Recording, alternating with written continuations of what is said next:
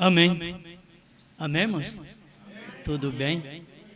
É um prazer para nós podermos estar aqui e entregar para vocês a mensagem. Vocês já têm tomado conhecimento, eu creio que do essencial dessa mensagem, mas vamos entregar mais um pouco para ajudar cada um de vocês. Deus abençoe vocês que abrem as portas para esta reunião. A irmã que é dona do salão, Deus abençoe os irmãos que nos auxiliam, levando o dever que nós temos é levar mesmo essa mensagem, carregar esta mensagem com fé, não importando o que dizem os outros. Temos que ter convicção própria. Nós não somos mais como crianças que vivem carregadas por outros, mas nós já temos decisões próprias, nós fazemos o que tem que ser feito, não temos que perguntar a ninguém. É tempo de responder por si mesmo. É tempo de ser como o ceguinho que foi curado por Jesus. Nem pai, nem mãe, nem pastor, nem igreja, ninguém respondia por ele. Ele respondia. Então eu quero responder por mim mesmo. E você responde por si mesmo. Aquilo que a gente crê, tem que ter esta convicção. Ninguém me leva para o inferno. E ninguém me leva para o céu. É a minha decisão. Se eu decidir, vou para o céu, eu vou para o céu porque eu fiz uma decisão. Agora, muitas vezes as pessoas não sabem que jeito que é o céu, caminho para o céu. Aí tem que aprender, porque tem hora que está caminhando para o inferno dizendo que vai para o céu.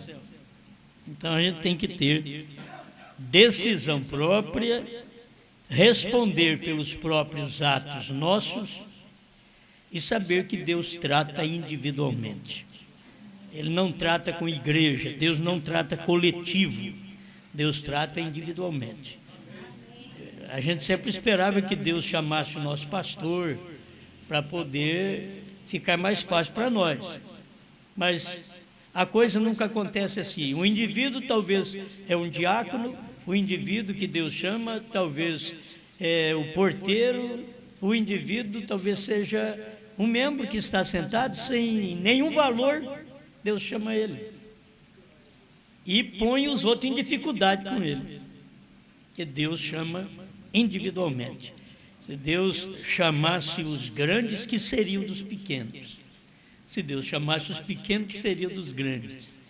Ele chama por eleição. Se é eleito, você está eleito em Cristo, a Bíblia diz, antes da fundação do mundo. Antes de eu ter nascido, você ter nascido, feito qualquer coisa de bom ou de mal, nós já fomos elegidos em Cristo. Isto é a nossa satisfação. Amém, amém. Vamos ler Hebreus 10, 26. Hebreus 10, 26. Deus abençoe os nossos ouvintes através da internet, que sempre estão conosco para comer este pão, o pão da vida, que é muito bom. Então nós vamos alimentar juntos deste maná. Hebreus 10, 26. Porque se pecarmos voluntariamente, depois de termos recebido o conhecimento da verdade, já não resta mais sacrifício pelos pecados.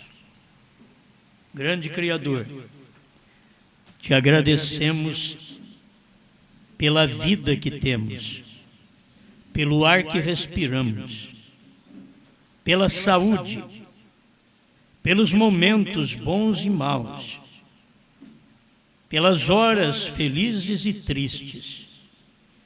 Te agradecemos, Senhor, pela palavra revelada, ao coração de cada eleito.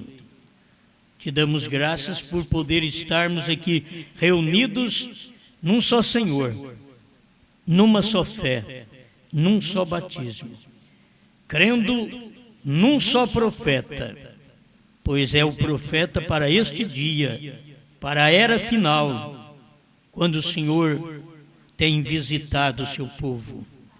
Ajuda-nos agora, porque o Senhor visitou os Estados Unidos e deu-nos a palavra profética. E logo esta palavra tem que estender por todos os demais países do mundo.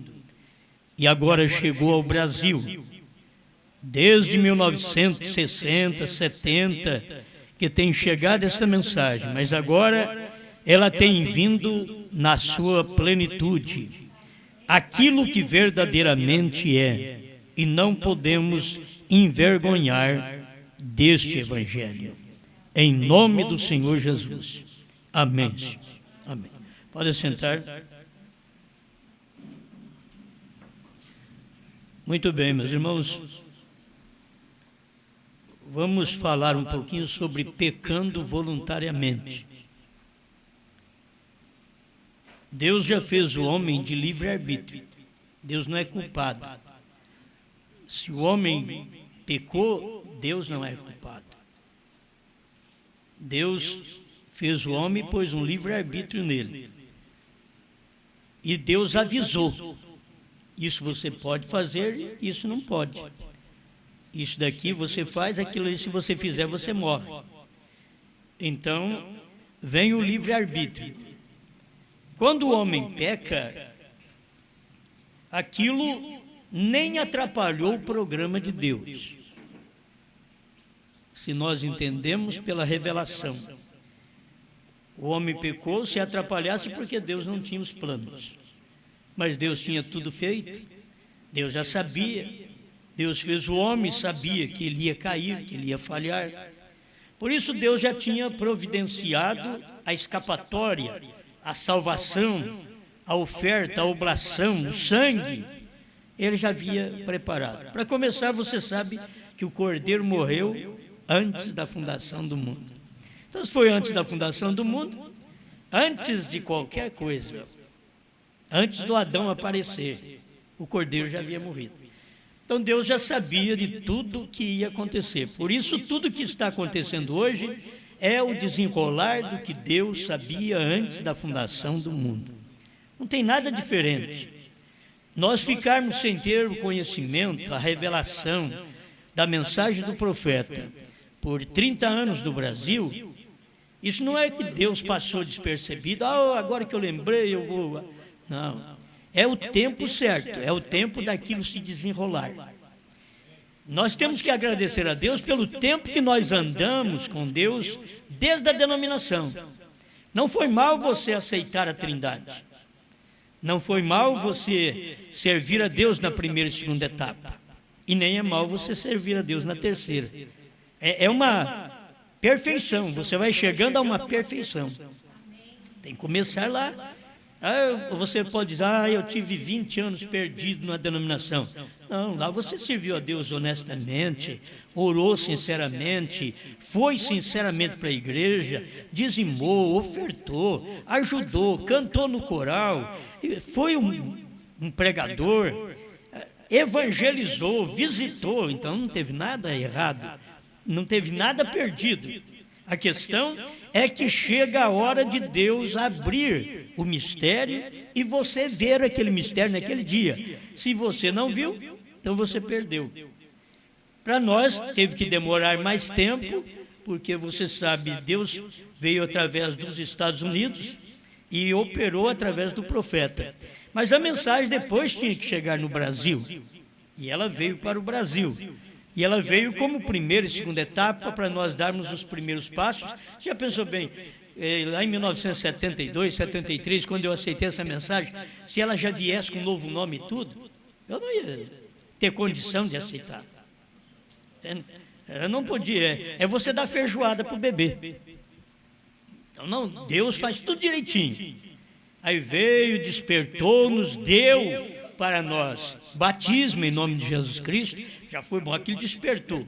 Crer num profeta e mostrar que Deus é um, quando nós estávamos todos enrolados, dizendo que Deus era um, mas era três. Como tem gente na mensagem hoje, dizendo que Deus é um, mas é dois. Eles estão errados de todo jeito. Deus é um ou não é um. Entende? Então, se Deus é um, é um. Nós não estamos para pregar que Deus é mais do que um. Deus é um. Entende? Então, toda pregação, agora vamos aproveitar todo este ensinamento, esta alimentação que Deus deu através do profeta.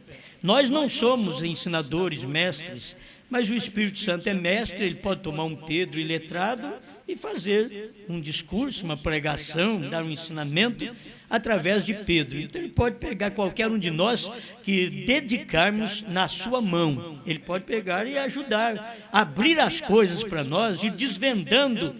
É o que o mestre faz, porque isso dá segurança para a igreja. Aquilo vai ser abrindo facilmente e o povo vai recebendo aquela palavra e aquilo vai alicerçando o crente.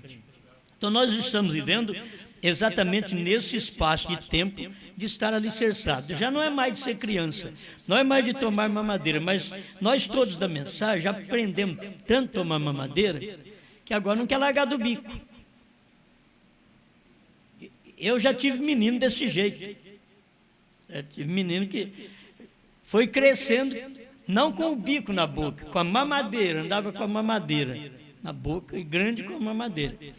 Então, a gente já tem experiência do natural. Você olha para o lado espiritual, que o povo também vai desenvolvendo, vai crescendo e com o bico na boca. Nunca tira o bico, nunca larga da mamadeira. Algo que alguém fez para ele. Não, você tem que comer agora. Você tem que se alimentar. Por isso a esposa faz para o marido, porque os dois são um. O alimento em casa, a esposa faz, o marido come. Mas os dois são um. Esse alimento natural. E é o que Cristo fez e a igreja come. Entende? O alimento que Cristo já preparou, a igreja come. A coisa que agora é diferente. É Cristo quem fez e a igreja come. Certo? Então é hora de despertarmos. Eu quero, se eu conseguir despertar sua consciência, mais um pouquinho, como diz o irmão Brana, morda a consciência. Aí, talvez você fique despercebido, não sabe o que está acontecendo, mas hoje vocês, se morrerem, vocês não podem pensar em salvação se têm rejeitado essa palavra, porque não tem jeito mais. Quando rejeita a palavra, você é julgado pela palavra do dia que você vive.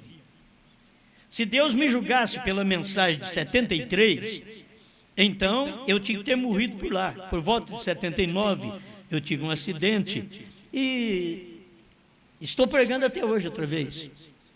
Então, se fosse para Deus me julgar e me levar com primeira e segunda etapa, sem conhecer o que são os trovões, o que é o novo nome, sem conhecer a terceira etapa, a terceira puxada, eu teria que ter morrido lá atrás. Agora não tem jeito mais. Agora, para eu morrer, eu tenho que morrer. Para ser salvo, eu tenho que receber essa mensagem. E tem hora que a pessoa, ela tem que entender como a Bíblia está dizendo aqui, o pecado voluntário. Você é um trabalhador voluntário. Você vai e faz as coisas para as pessoas, pergunta, você quer que eu faça? Eu te ajudo. É voluntário. E o pecado é voluntário também, pecando voluntariamente.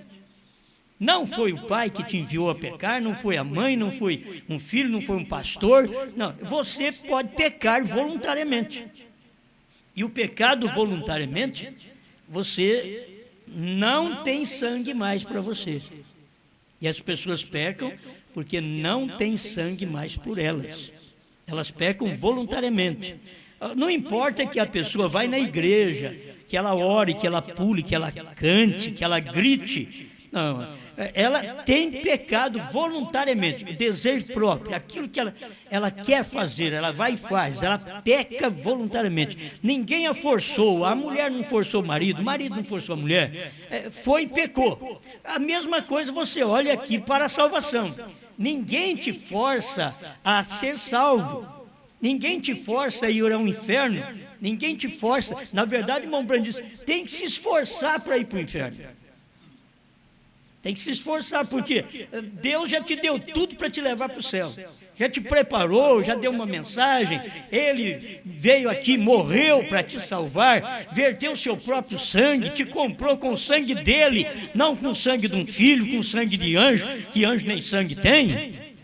Certo? Ele comprou com o seu próprio sangue. Deus se fez carne. Então, se eu peco, é voluntário. É voluntário. Eu quero pecar. Eu vou e peco, então é um pecador voluntário. Enquanto eu posso fugir daquilo com todas as ofertas que Deus tem dado a meu favor para eu fugir, eu tenho que me livrar das ofertas de Satanás, sabendo que eu tenho ofertas maiores de Deus. Porque muitas vezes o crente, vamos voltar para casa, talvez o homem erra porque a mulher não tem sido a boa esposa em casa. Não estou favorecendo nenhum adúltero, mas não tem tido, ele não tem tido aquela mulher que precisava em casa.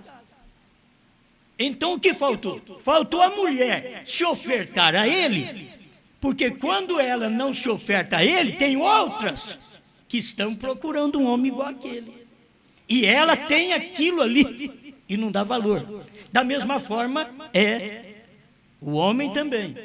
Ele tem que cumprir seu papel. Ele tem que ser o marido, ele tem que ser o amante verdadeiro, de coração da sua esposa. E você sabe que muitas vezes o marido não entende, não faz nada para a mulher, e o amante é quem faz lá fora. O amante, ele perde fazenda, ele perde tudo.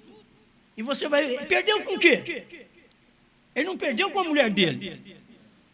Foi com outras mulheres, outras ofertas. Que teve, é que ele perdeu aquilo ali. Então, tem que haver uma oferta dentro de casa. A esposa se ofertar o seu corpo ao marido, o marido ofertar o corpo à esposa. Isso tem que estar dentro de casa. Paulo diz que nós somos devedores um ao outro.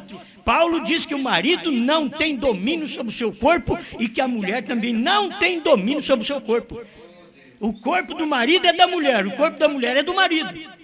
Agora, se colocar outros ali, que deveria ser o papel do marido, da esposa, fazer o bom papel, e não faz, então o amante, a amante é que está oferecendo. Tem uma oferta lá fora. E a pessoa peca voluntariamente, é por isso, sabendo que tem Deus dado tantas coisas para ele, para ela, e eles não têm dado valor. Então, logo a gente tem que aprender, dar valor à esposa que tem, dar valor ao marido que tem que dar valor, porque aquilo ali, quando você foi casar, diz até que a morte os separe. Certo? Então a morte pode demorar, que a morte demorasse 100 anos. Seria bom a morte demorar 100 anos, mas tem gente que diz, mas por que a morte já não chegou? Porque não estão ofertando um para o outro e prazerosamente, porque se estiver ofertando prazerosamente um para o outro, não está pensando a morte, não está pensando em amante, não está pensando em divórcio, está pensando em servir melhor. O que Deus quer de nós é que nós chegamos a Ele. O irmão Branham pregou isso: Senhor, o que o Senhor quer que eu faça? O que o Senhor quer que eu faça? Nós estamos vivendo, principalmente na hora que nós estamos vivendo, é a era da mulher. Nós já temos uma presidente mulher. Então é a era da mulher que estamos vivendo. Isso foi no tempo do profeta, viveu lá no tempo da Jacqueline Kennedy. Nós estamos vivendo aqui na era da mulher. As mulheres estão tendo mais força. E com uma mulher na cabeça, elas têm mais força ainda. Elas estão procurando olhar para aquilo. E não vai ser fácil até aquelas chamadas cristãs permanecer no lugar de cristã. Porque tem um exemplo fora que está mostrando o que ela pode fazer fora do lar. E ela então não vai satisfazer muito ser aquela esposinha do lar, cuidar do marido, dos filhos. Não, ela vai querer fazer outra coisa. É o que a igreja tem pensado. A igreja não está preocupada em cuidar da palavra, em cuidar da verdade, em cuidar do que Cristo deixou, em cuidar do que o profeta deixou. A igreja está pensando em fazer outras coisas. A igreja está pensando em sair lá fora. Já está pensando em ter um outro papel, que não é o papel verdadeiro da mulher. A mulher deixou de ser feminina. Você tem que ver isso. Eu não estou falando de todos, vocês entendem? A mulher deixou. É a era dela. Então ela deixou, ela já parece mais com o homem, ela já veste parecendo com o homem, ela já corta o cabelo parecendo com o homem. É porque é a era dela. E a igreja também não parece mais igreja. Ela não está parecendo. Ela corta a palavra de um lado, ela corta do outro, ela usa outra coisa do mundo que não pode usar. Como igreja, ela usa certas doutrinas que não pode usar. Assim como a mulher usa roupa de homem, a igreja usa coisas de homens. Doutrinas de homens, doutrinas teológicas. A igreja usa e passa a andar com aquilo e achando que está fazendo uma grande coisa. Ela está desvalorizando a si mesma. A mulher que veste como homem, ela desvaloriza a si mesma. Porque ela foi feita para aquilo ser feminil. Ela é feminina. Então ela teria que mostrar aquilo a vida toda. E a igreja foi feita para isso. É o chamado fora. Ela não pode ser o misturado, é o chamado fora. É o tirado dentre a mistura. Essa é a igreja. Então ela tem sua roupa decente, a roupa dela é a palavra. A roupa da noiva hoje é os 7 trovões, 7 selos. O que o profeta veio trazer para nós, para vestir a noiva do último dia? Todas as noivas anteriores, cada uma teve o seu vestido. Lutero trouxe justificação, Wesley trouxe santificação, os irmãos pentecostais trouxeram a restauração dos dons, mas William Branham não. William Branham trouxe uma coisa que ninguém nunca deu. A moça só põe aquilo uma vez na vida, com direito. A igreja só veste uma vez na vida de noiva. Se você pensar nisso, tem hora que você tem um casamento, você vai ver, é a segunda vez. Eu falei, olha, já não tem minha presença. Eu ainda te dou um presente. Da terceira vez que você fizer isso, nem presente você leva mais. Aí já acabou, já extrapolou. A pessoa tem que pensar nisso. Elas não pensam, a moça, ela não pensa naquilo. Aquele é o prazer dela, de vestir de noiva. A noiva é vestida com trovões revelados. O profeta veio vestir a noiva, e ele está vestindo a noiva como ninguém nunca vestiu. Este é o tempo, é a época, é a era que nunca ninguém vestiu a mensagem de 7 selos revelados, 7 trovões, novo nome, já recebendo o nome de Deus hoje. Eu recebi o nome de Deus me salvando, e logo esse Deus diz, agora eu quero casar com você, e eu tenho novo nome, eu te aceito com novo nome. Você pensa que isso é para qualquer pessoa? Isto é para quem é noiva. Você veste desse jeito uma vez só. A moça que casa e não é virgem, não devia nem usar o vestido branco, porque o branco quer dizer pureza, e ela já é impura. Mas engana muita gente. Bem que não faz o casamento na igreja, mas ainda vai no salão, vai em algum lugar, tudo de branco, vai de cor-de-rosa. Muda agora. Muda a cor, porque não há pureza aí. E se não há pureza, para que ser uma hipócrita? Uma igreja hipócrita. Ela está vestida de branco quando ela é uma adúltera. E ela está querendo que os outros falem para ela: você é uma virgem, você é abençoada. Enquanto que a Bíblia diz que ela é uma adúltera. As suas filhas são adúlteras, igual ela mesma. Tal mãe, tal filha. Isto é a Bíblia. Então, chega a um ponto, meus irmãos, que o pecado voluntário, a gente tira isso aqui da mensagem, depois custa ler a mensagem para vocês. Mas está na mensagem do profeta. Pecar voluntariamente depois de ter conhecimento da verdade. Não é depois que recebeu a verdade que ele pecou. Então deixa eu aprofundar mais um pouquinho, que o pecado voluntariamente não é depois que você conheceu a verdade e pecou. Eu já aceitei a verdade, aí eu pequei. Não, só de ter conhecimento, só de saber daquela verdade. O pecado voluntário é esse. Você sabe que aquilo é verdade. Aí você não aceita aquilo como verdade. Então você peca. Pecado é incredulidade. Ou você crê no que Deus fez hoje, através do seu profeta. Não é crer em mim, mas você tem que crer no ministério do profeta. Você tem que saber que algum homem teria que pregar essa mensagem do jeito que nós estamos pregando. Alguém teria que pregar no Brasil, porque ela foi pregada assim nos Estados Unidos, mas no Brasil ainda não tinha sido pregada. Então alguém tem que pregar. Não tem nada a ver com o vaso que leva a mensagem, mas a mensagem que o vaso leva. É a mensagem que manda. Então, eu pecar contra esta mensagem, eu estou pecando voluntariamente, depois de ter conhecimento da verdade. Eu conhecia a verdade. Me diga, vocês não sabiam disso antes, mas desde que eu vim aqui em 2007, vocês que ouviram, já ficaram sabendo. A gente já pregou aquilo e aquilo mexeu com as pessoas, porque é a verdade, aquilo é verdade, aquilo já. O conhecimento e o pecado voluntário está só de você conhecer, não de você aceitar. Vocês vieram aceitar aquilo que vocês ouviram 4 anos depois.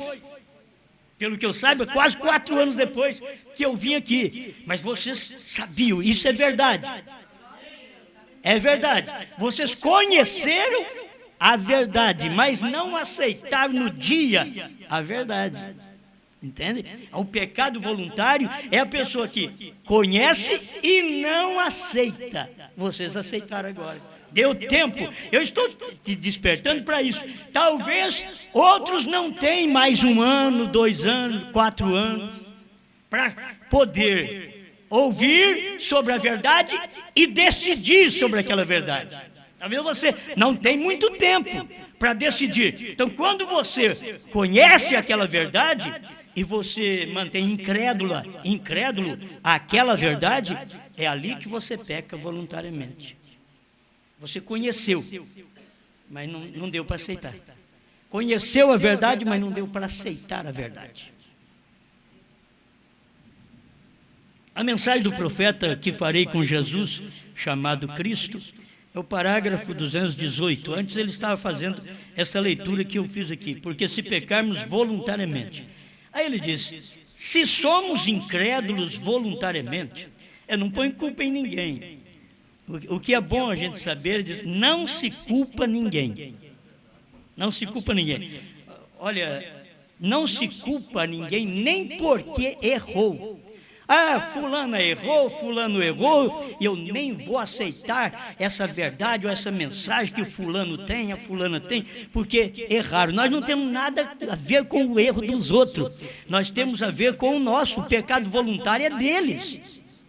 Por que eu vou deixar o pecado voluntário deles interferir na minha privacidade quando eu mesmo não pequei? Eu não fiz aquilo, então aquilo não vai me atrapalhar. Vou seguir a Deus da mesma forma. Caiam 1000 ao teu lado, 10.000 à tua direita, tu não serás atingido. Se somos incrédulos voluntariamente, logo que a verdade nos tem sido apresentada, não haverá mais misericórdia. A falta de misericórdia, irmão, é falta de sangue. Então, para a pessoa, pode começar lá no início da Bíblia, pode vir vindo. Cada um que teve conhecimento daquela palavra naquele dia, a verdade lhe foi apresentada. E a pessoa pecou voluntariamente, não aceitou aquela verdade. Então, não haverá mais misericórdia. Então, não há misericórdia para aquela pessoa, não havia sangue de bode, não havia sangue do Cordeiro, não havia sangue de Jesus Cristo, nem hoje, desde que você pecou voluntariamente. Mas o sangue estava valendo naquele dia, mas você pecou voluntariamente, não há sangue para te redimir. Desde que pecou voluntariamente, não há sangue. Não é uma coisa como se você acidentasse e você não estivesse correndo acima da lei e matasse alguém. Então, você não é culpado. Mas matou. Mas você vai sentir culpado, mas você não é culpado. Estava na lei, houve um acidente. Alguém morreu. Mas quando você faz voluntariamente, você já sai, você já corre, você já bate no outro, não importa. Não importa que o carro encosta no outro, não importa, isso é voluntário, isso é da pessoa. Não importa que encoste na moto do outro, na bicicleta, aí é voluntário, porque você como ser humano estará sempre ajudando o outro ser humano. Então por que você quer pecar voluntariamente ou causar um acidente voluntariamente? Então, não se faz assim. Então, na vida espiritual, quando você ouve a mensagem, isso aqui tem que ser gravado. Não será concedida mais misericórdia. Aí o irmão Brando diz assim, pastor, que está ouvindo esta fita, isto. Aí ele pergunta para mim. Pastor, que está ouvindo esta fita, isto. Membro de igreja, ouvindo esta fita, isto. Que vai você fazer se somos incrédulos e isso voluntariamente? Eles gostam de culpar o outro. A decisão a gente faz. A decisão até da mulher servir a Deus, ela faz a decisão, mesmo se o marido não quer para servir a Deus, ela toma a sua decisão. O marido é o cabeça. Ela diz, meu querido, você é o cabeça aqui de casa. Mas na minha fé, Deus é meu cabeça. Entende? Eu não vou pecar voluntariamente para dizer, meu amor, meu bem, querido, que eu não vou aceitar porque o meu marido não deixou, a minha mulher não quis. Não tem nada a ver. Agora, aceitar a palavra é uma decisão sua. Não importa que as coisas arrebentem em qualquer lugar. Você teve uma decisão para com a palavra de Deus, para ser uma melhor mulher, uma melhor esposa. Porque eu não creio que uma cristã é uma esposa ruim. Não tem jeito de eu crer. Aceitar, passou a ser crente, ele é um marido mau porque passou a ser crente, ela é uma mulher má porque passou a ser crente. Eu não posso crer nisto. Você se está aceitando a Deus como você pode ser uma esposa ruim. Você aceitando a Deus como pode ser um marido ruim. Você aceitando 7 trovões como pode ser uma esposa ruim. Você aceitando o homem, 7 trovões como pode ser um marido ruim. Não tem jeito de ser. Se aceitou aquilo, você não pode ser ruim. Porque aquilo que você aceitou vai dominar todo o seu sistema. Tem hora que nós somos maus, nós somos brutos, e isso nós temos que lembrar dos animais, dos irracionais. Nós temos que lembrar primeiro do Caim. E é muito ruim ser filho de Caim. E Caim foi mau, foi bruto, fechou-lhe o semblante. E já providenciou um meio de consumir com seu irmão. Isso daí é próprio da linhagem de Caim. O mundo está cheio disso. O mundo está cheio, mesmo religiosamente, porque Caim era religioso. Caim oferecia um sacrifício a Deus, só que não foi aceito. E por não ser aceito, aí ele não podia levantar contra Deus, levantou contra o vaso no qual Deus estava. e matou aquele vaso. Foi o mesmo, eles não poderiam levantar contra Deus e matar o vaso no qual Deus estava, Jesus. É isso que tem acontecido. Então, como que nós podemos ser mal tendo aceitado uma boa coisa? Não entra na minha cabeça, entendeu? Não consigo. Depois que aceitou essa mensagem, aquela mulher ficou ruim. Não tem jeito, ela tem que ficar melhor. Aquele marido ficou ruim. Não pode, tem que ter ficado melhor. Tem que ter ficado melhor, não pode ficar ruim, tem que ter ficado melhor. Eu aceitei a melhor coisa que tem, a melhor coisa me faz a melhor coisa. Se eu aceito a pior coisa do mundo, então eu sou o pior homem do mundo. Mas se eu aceito a melhor coisa que nem o mundo tem, Deus me deu a melhor coisa, como que eu posso ser mal? Como eu posso ser ruim, sendo que Deus me deu o que é bom, o melhor? Deus me deu o seu filho. O melhor que ele tinha era ele próprio, era a vida dele. O seu filho não é que saiu de você, assim é o Filho de Deus. Só que Deus é Espírito. Meu filho, quando sai de mim, ele sai dos meus lombos, ele forma uma pessoa ao meu lado. Mas o Filho de Deus, quando saiu de Deus, não formou uma pessoa ao lado, mas o próprio Pai veio para dentro dele. Entende? O Filho é a palavra, saiu do Pai. Saí de Deus e vim ao mundo, outra vez deixo o mundo e volto para o Pai. Então, eu e meu filho faz duas pessoas, porque eu sou humano gerando humano, mas Deus é divino gerando um humano. Quando Deus divino gerou um humano, não fez dois, fez um.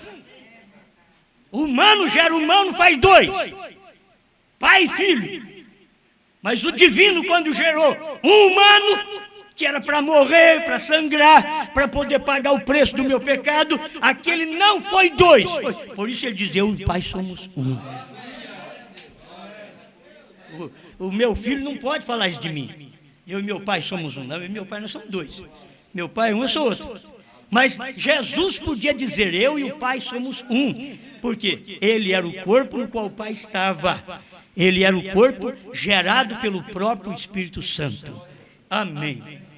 Graças a Deus. Vamos lá um pouquinho aqui. Vamos terminar esse parágrafo. É membro de igreja, ouvindo esta fita, e isto, que vai você fazer? Se somos incrédulos a isso voluntariamente? Aí depois, o meu pastor, não tem nada a ver com o seu pastor. Deus não trata com pastor e igreja. Deus trata com o indivíduo na igreja. Quando Deus tem que tratar com o pastor, Deus trata com o pastor. Talvez ele não trate com mais ninguém da igreja, mas ele trata com o pastor. Então o pastor crê naquilo que Deus está fazendo, o pastor sai sozinho. Ele sai porque, olha, Deus está tratando comigo, eu sei que vocês não aceitam assim, e Deus está me dando isso daqui. Eu tenho experiência disto por 2 vezes no meu ministério. Eu tive experiência quando eu aceitei essa mensagem, e lá em 1973, e agora por volta de 2000, quando comecei a pregar o novo nome, mostrando esta revelação para o povo. Eu tenho as 2 experiências, eu tenho que sair, mas a igreja ficou comigo. Aí quem não conseguiu, foi embora. Tem que formar um corpo com alguém. Se é incrédulo, voluntariamente, tem que formar um corpo com um pastor incrédulo. Tem que formar. Você não pode nem impedir isso. A pessoa diz, eu gosto daquilo lá. Vai para lá, filho. Deus te abençoe lá. Se Deus puder te abençoar, porque hoje eles vão no carnaval dizendo, se Deus quiser eu vou pular bem. Eles vão fazer de tudo, eles põem Deus, e muitas vezes o crente vai fazer negócio e não pede para Deus. E o povo do mundo vai até dançar e fala para Deus, se Deus quiser vai dar tudo certo, vou pular até. E é por isso que eles pulam aquelas noites todas, e a gente não aguenta dar um pulinho.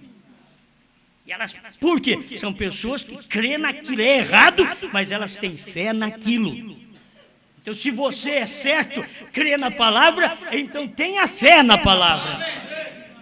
Se a Bíblia diz que o sétimo anjo revelaria o mistério de Deus, consumaria o mistério de Deus, eu não posso crer que ele não consumou. É a Bíblia que falou, não tem nada a ver comigo. A Bíblia diz, eu creio mesmo sem ver o mistério consumado. Quanto mais agora que eu já estou vendo a consumação do mistério. Eu não via, mas agora eu estou vendo. Eu não tenho escapatória, não tenho escapatória de maneira alguma. Agora você quer ver um pouquinho quando é que não haverá mais misericórdia? Porque pecar voluntariamente, logo vem a vingança. Nós temos aqui tudo nesse versículo, olha o que diz. Quebrantando alguém a lei de Moisés, morre sem misericórdia. Só pela palavra de 2 ou 3 testemunhas. Fulano fez isso, fulano fez. Morre sem misericórdia, sem oferta de animais, de sangue que tinha lá no Velho Testamento. Morre sem misericórdia. Só com 2 ou 3 testemunhas para dizer que fez aquilo. Quanto maior castigo cuidais vós, será julgado merecedor aquele que pisar o Filho de Deus e tiver por profano o sangue do testamento com que foi santificado e fizer agravo ao Espírito da graça. Como que você pisa o Filho de Deus? É isso que você tem que ver. Como que eu piso o Filho de Deus? Ele me deu sangue para me perdoar. Agora eu peco voluntariamente, eu perdi aquele sangue que ele me deu. Eu estou pisando no Filho de Deus, estou pisando naquele sangue. Então, não vai ter mais recurso para mim. Isso é a Bíblia que diz, gente. Eu estou pregando isso aqui, é uma mensagem que Paulo pregou no início da era da graça. Eu estou pregando no final da era da graça. Depois da era da graça, a pessoa está achando que está forte demais. Paulo pregou isso no início da era da graça.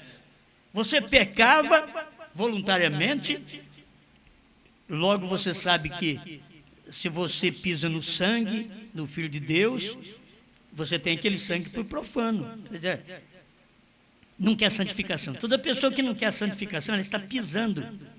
Você quer ver? A mulher, o homem hoje está vivendo uma vida boa, uma vida santificada. A mulher não corta seu cabelo, não veste roupas do mundo, sumárias, pecaminosas. O homem só vive pela sua esposa, pelo seu lar, pelo seu trabalho, e tudo bem, vai tudo bem. Isso daí é bom. Aí, de uma hora para outra, faz uma reviravolta. Ele vai arrumar outra mulher, ou ela vai arrumar outro marido, ou aquela mulher vai e corta o cabelo, vai e põe uma roupa sumária, curta, provocante, sensual. Isso é pisar no sangue. É isso, é ter o sangue de Cristo por profano. Porque você aproveitou daquilo, na hora que você estava santificado, você viveu aquela vida boa. Mas depois que você deixou aquela santificação, você viu que aquilo não ia adiantar. Que adianta a mulher pensar, que adianta meu cabelo comprido? Que adianta, eu vou pôr uma calça comprida, eu vou cortar meu cabelo, o meu marido fez isso comigo, ou o marido diz, a minha mulher fez isso comigo. Agora, quer dizer, você está tendo o sangue de Cristo por profano, você está pisando. Se aquela pessoa fez uma coisa pior contra você, você vai fazer uma melhor. Você não pode desforrar aquela pessoa pisando no sangue de Cristo, sujando sua vida. Ela arrumou eu vou arrumar também uma outra para mim. Não. Ela sujou, fica você limpo. Ele sujou, fica você limpa. Estou te dizendo, depois que você está ouvindo essa mensagem hoje, você pode ter tido a sua vida pregressa, errada, aí, antes de você me escutar hoje, porque a salvação está aqui hoje. Você nunca ouviu isso até hoje. Então, a partir de hoje, você é culpada a partir de hoje, depois que tomou conhecimento da verdade. Se você tomou conhecimento, ainda que não, mas eu não aceitei a verdade, mas você tomou conhecimento, você é um pecador voluntário se fizer qualquer coisa depois disso. Se eu soubesse, não ia vir nessa reunião, não é? Tem gente que... Eu vim nessa reunião hoje, a coisa ficou pior. Se eu não tivesse vindo, né? Jesus falou, aquele que escandalizar com um dos meus pequeninos, seria melhor amarrar uma pedra de ramona no seu pescoço e jogar no fundo do mar. E já mandou pôr uma pedra. Não é para você ficar boiando, não. Põe uma boia no pescoço, joga. Não, uma pedra. Porque você está escandalizando um dos meus pequeninos. Amarra uma pedra no seu pescoço, bem pesado, que ela vai te puxar lá para o fundo do mar. Isso já era a mensagem de Jesus há 2000 anos atrás. Agora eu prego que a misericórdia finalizou, eles estão achando demais. Já tinha finalizado em cada época para as pessoas que rejeitavam, para as pessoas que pecavam voluntariamente, aquela misericórdia já havia finalizado.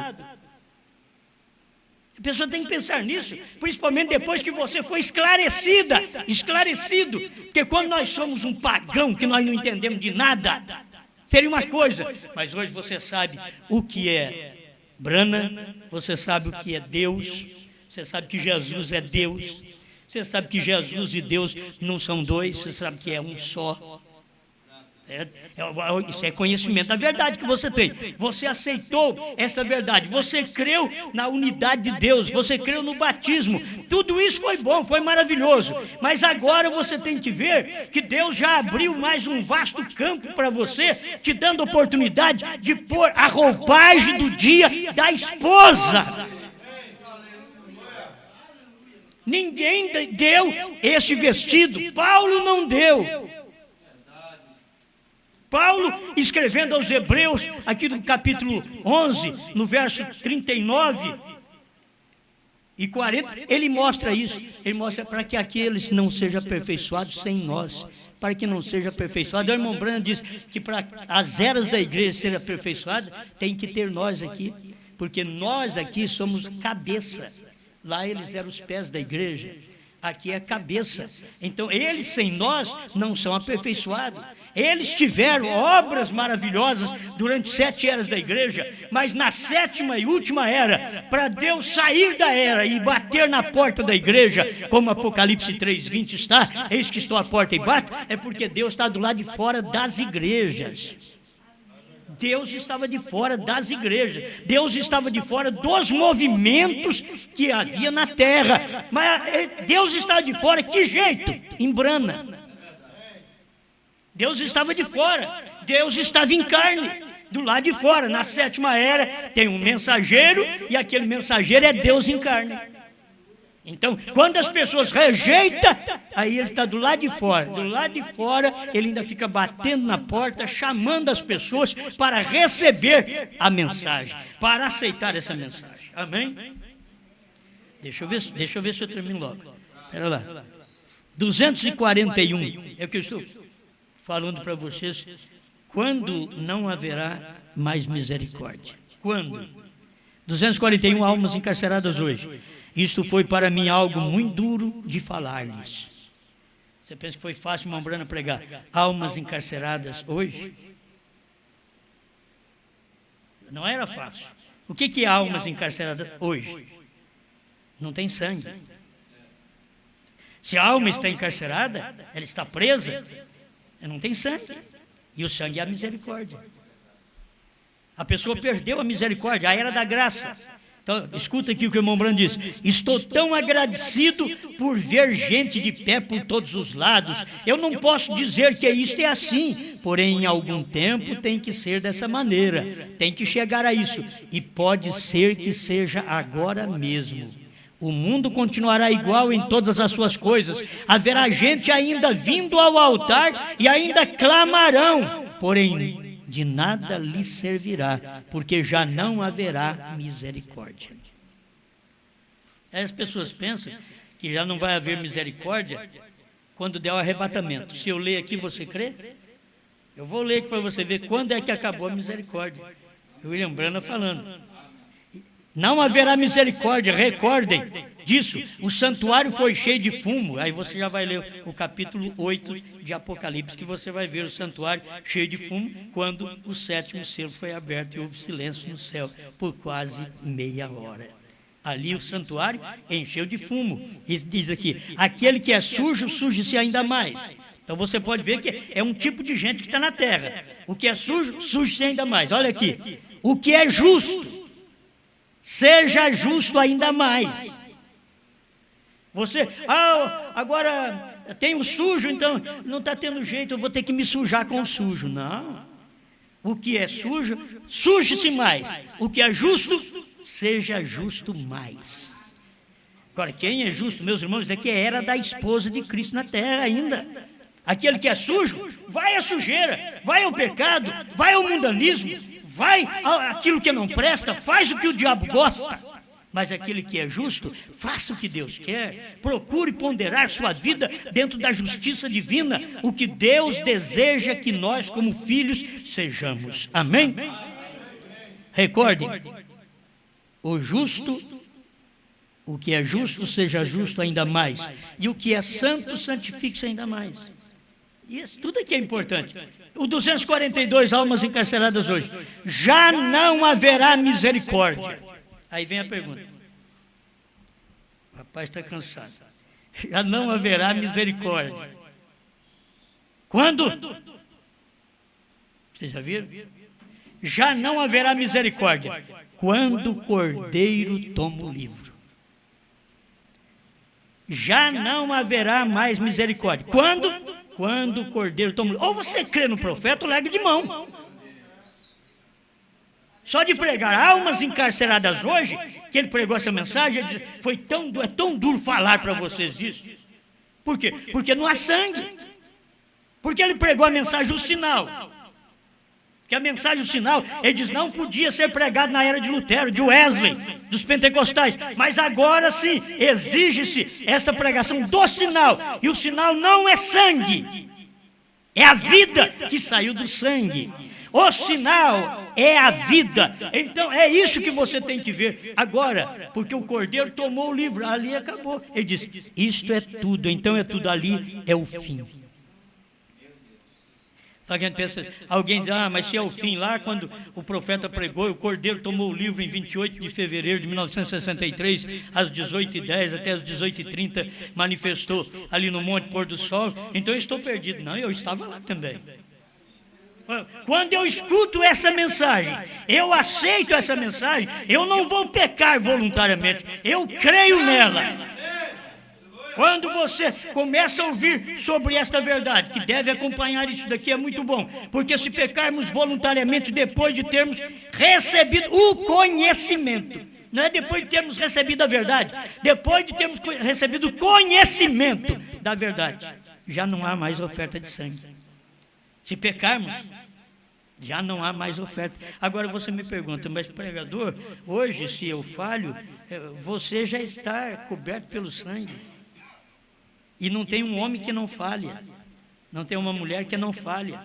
Todos nós temos as nossas falhas corriqueiras, dia a dia, e acertamos, falhamos hoje, acertamos, falhamos amanhã, acertamos, e estamos tudo assim. Nós estamos pagando a nossa dívida, entende? Aquela fé que você tem na palavra, você falhou e acertou, por quê? Porque você sabe, o sangue já apagou todos os meus pecados, e todos os meus pecados apagados é porque eles estão debaixo da confissão que eu fiz. Se eu não confessei, o sangue não pode apagar. Isso é coisa que você tem que guardar.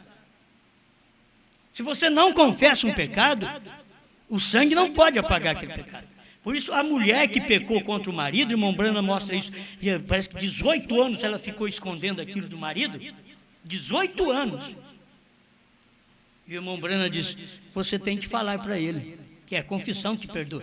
Não, irmão Brana, ele me deixará. A irmã Brana diz, de todas as maneiras Deus já te tem deixado. A irmã Brana foi taxativa, irmão.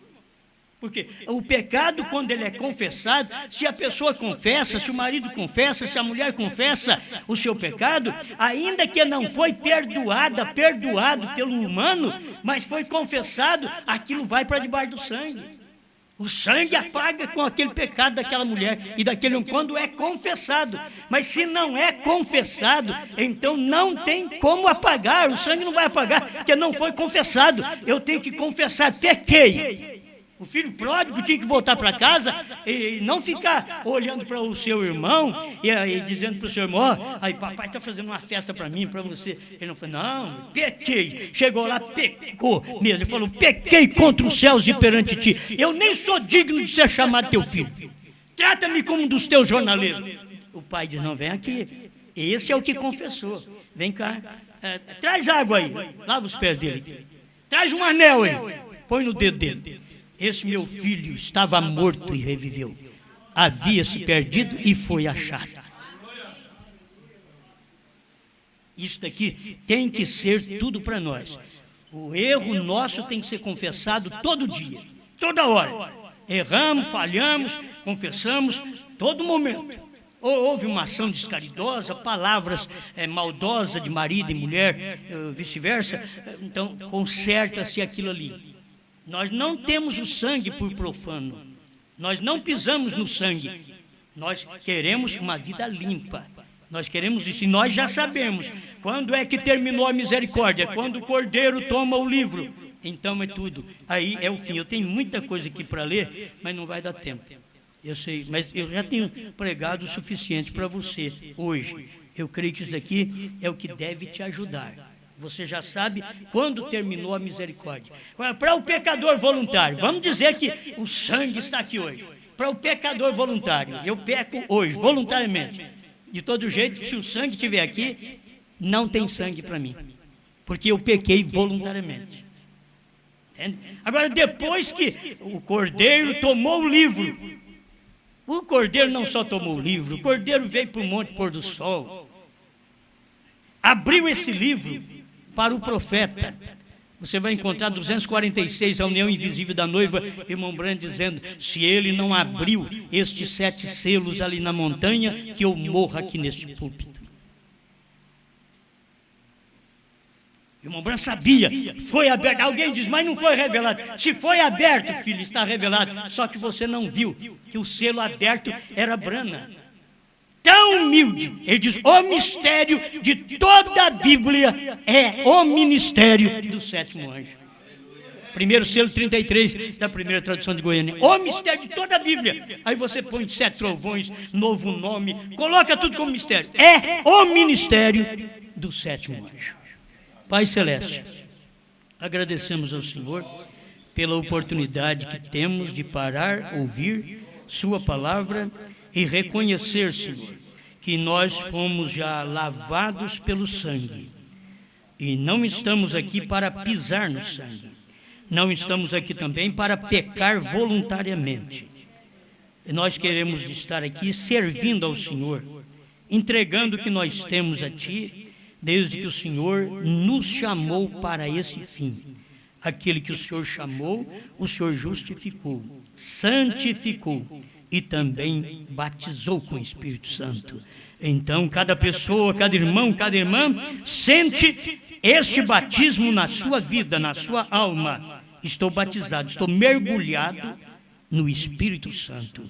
Não mais vivo eu, mas Cristo é quem vive em mim. Obrigado por tudo, Senhor, em nome de Jesus Cristo. Amém, Senhor. Amém.